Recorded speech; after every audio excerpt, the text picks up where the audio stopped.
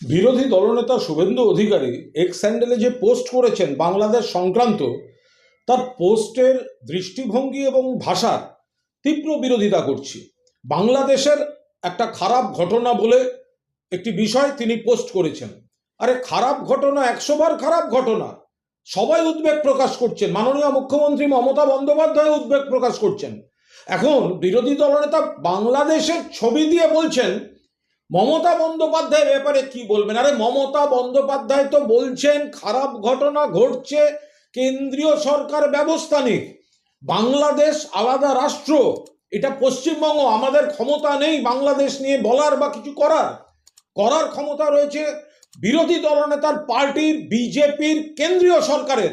তো বাংলাদেশের ছবি পোস্ট করে মমতা বন্দ্যোপাধ্যায় কি করবেন? আরে প্রধানমন্ত্রী তো আপনাদের, স্বরাষ্ট্রমন্ত্রী আপনাদের, প্রতিরক্ষা মন্ত্রী আপনাদের, বিদেশ মন্ত্রী আপনাদের।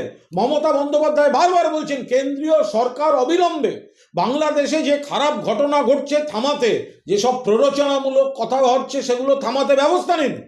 সেখানে বাংলাদেশের ছবি পোস্ট করে উত্তেজনা প্ররোচনা দিয়ে মমতা বন্দ্যোপাধ্যায় কি বলবে? আরে মমতা বন্দ্যোপাধ্যায় বাংলার মুখ্যমন্ত্রী, আর অমিত শাহ, নরেন্দ্র মোদী, এরা দেশের দায়িত্বে রয়েছেন, যাদের অধিকার রয়েছে বাংলাদেশকে কড়া বার্তা দেওয়ার।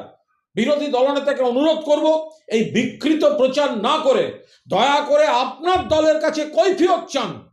কেন বাংলাদেশ ইস্যুতে নরেন্দ্র মোদীর সরকার, 56 সরকার, তারা এইভাবে নিষ্ক্রিয় হয়ে এই ঘটনাগুলো ঘটতে দিচ্ছে আর উত্তেজনা ছড়িয়ে এদিকে এসে ভোট মার্কেটিং করছেন আপনারা। এইসব টুইট আর উত্তেজনা ছড়িয়ে কেন্দ্রীয় সরকার নীরব কেন, সেই কৈফিয়ত বিরোধী দলনেতা নরেন্দ্র মোদী আর অমিত শাহর কাছ থেকে নিন।